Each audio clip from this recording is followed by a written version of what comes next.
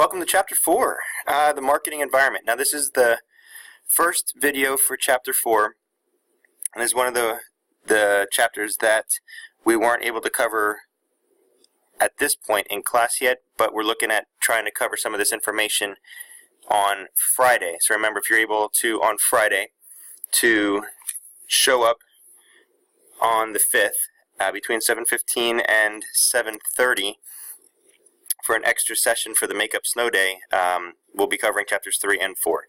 So let's get through the start here of chapter 4. Chapter 4 is talking all about the marketing environment. As always, you have the learning outcomes. Please make sure, again, that you read through them and are able to do what they say, being able to, whether it's identify something, explain something, discuss certain things. Those are good goals to be able to set and be able to meet.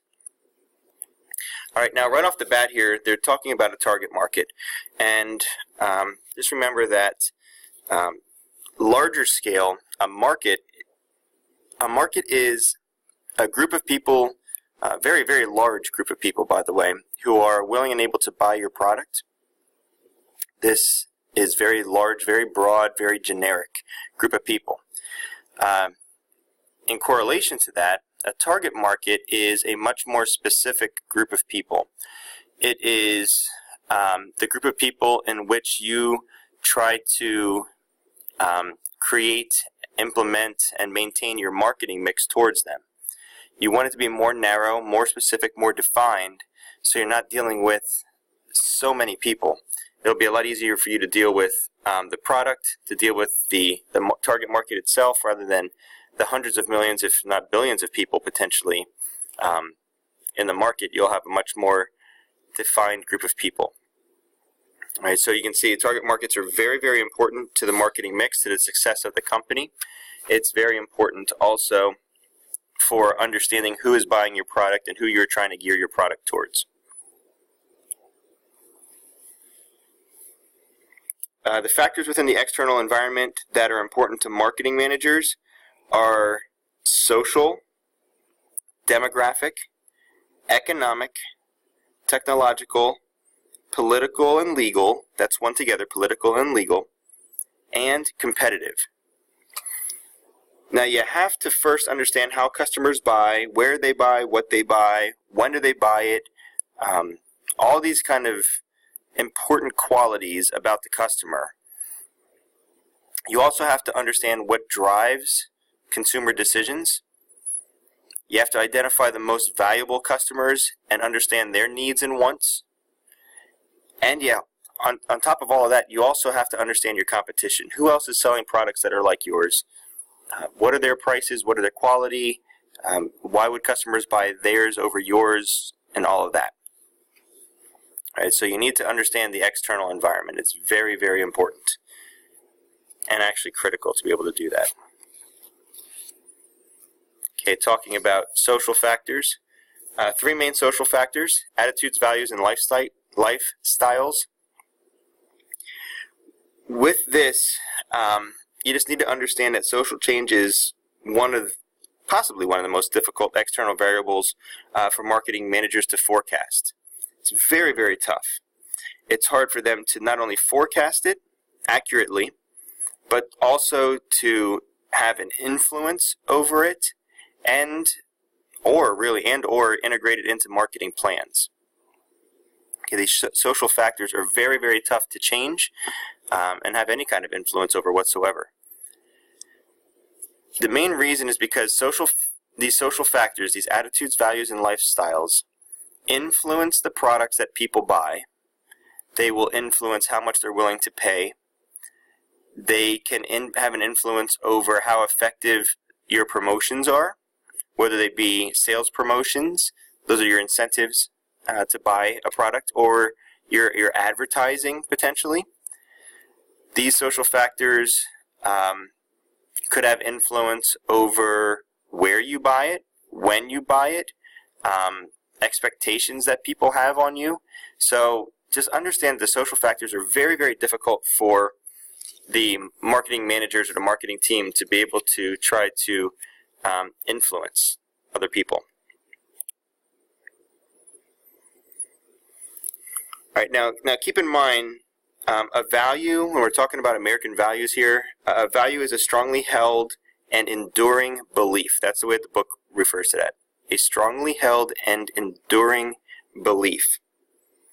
There are considered to be 4 basic values, American values, that you can see on the slide here.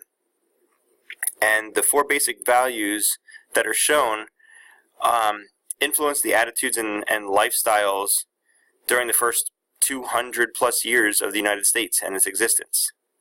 All right, so self-sufficiency is every person should stand on their own 2 feet. You are responsible for you. You don't have to worry about being responsible for somebody else. You don't have to worry about somebody else being responsible for you. It's especially in a college class, you have to understand that you have deadlines. You have to get the work done. It's not mom or dad's responsibility. It's not my responsibility. But self-sufficiency is that you are able to do everything on your own. Upward mobility is next. And what this is getting at is just the idea that success comes with getting educated, working hard,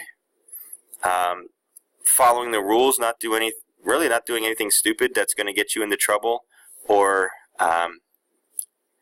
to get you recognized for the wrong reasons. Third one is work ethic. Work ethic is, if you have a good work ethic, you're a hard worker. You're dedicated. You are considered, the book puts it, moral and right. You're a good person. Okay? Conformity.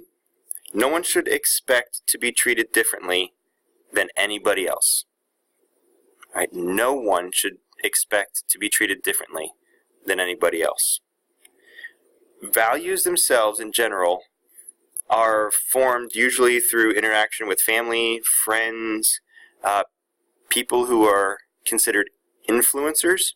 That could be role models. It could be teachers and counselors, anything like that. Anybody who has any kind of influence. Coaches, potentially, as well.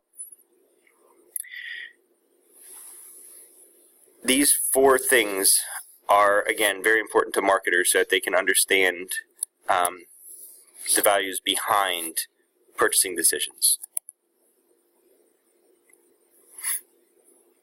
The influence of values on buying habits. So these characteristics of product quality are ranked. So you have to understand highest to lowest. Top is the most important compared to the bottom being the least important. So we got reliability, durability, easy maintenance, ease of use, trusted brand name, and then the least important is low price. Okay, price does have a factor, but in the grand scheme of things, it is the bottom of this list. All right, as we said before, values do influence our buying habits. Consumers, as you can see here, demand high quality goods and services.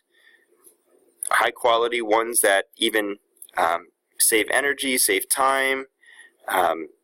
The products have to be durable. They aren't to break down after a short amount of time. They need to be reliable and durable. So you just need to see that if this is what customers are asking for and demanding, in essence, you need to make sure that you are providing them with a product, a good or a service that meets these characteristics. All right, component lifestyles. A lifestyle is just a mode of living. People are choosing products and services that meet so many different needs and wants and interests, rather than just conforming to the traditional stereotypes that are placed on people continuously. The fact that there are so many different unique lifestyles for so many different consumers, it might require a company, and especially a marketing department, to come up with a different marketing mix for all of these different component lifestyles. It just adds a little bit more work, a little bit more research and understanding to be able to meet that need. Social media. Social media has man, has been the biggest game changer over the last maybe 10 years in regards to communicating with the customers, current and potential customers. Not only companies reaching out to consumers, but people talking amongst themselves, sharing things, positives and negatives with companies or products. The fact that it's real time and there's no delay, you don't have to wait for it. It is drastically changing how companies handle themselves, how they communicate, how they market their products and advertise. And as you can see on the slide at the bottom, the fact that teenagers and young adults are more likely to view social networks as a valuable source of information. So if you're looking at a target market that includes young adults and teenagers, you're not only going to want to just use social media, but you're going to want to know what specific social media platforms are being used by them and being effective and efficient in communication.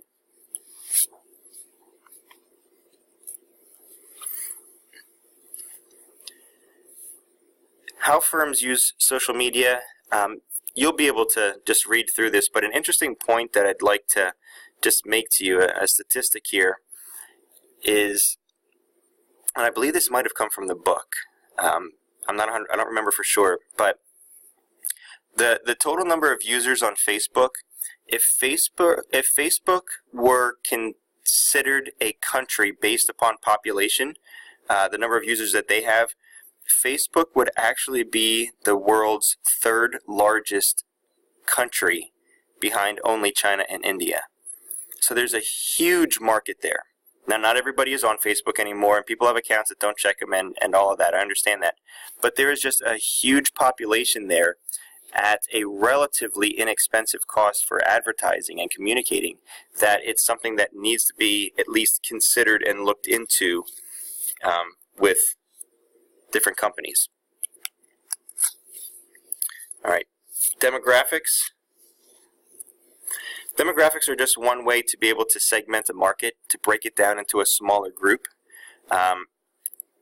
Demographic characteristics are things such as age, gender, marital status, family size. They do not include like geographic location, things like that. That's a separate factor. Okay, a separate factor there.